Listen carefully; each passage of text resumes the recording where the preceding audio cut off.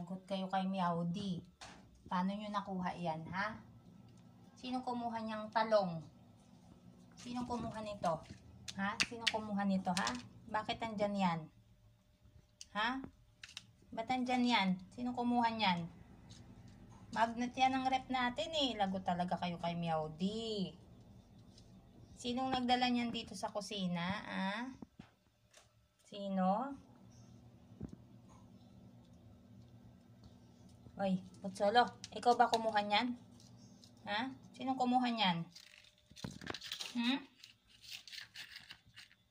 Lagot kayo kay Meowdy. Pinaglaruan yung rep magnet. Lagot. Wala ka, Putsolo. Ikaw siguro, no?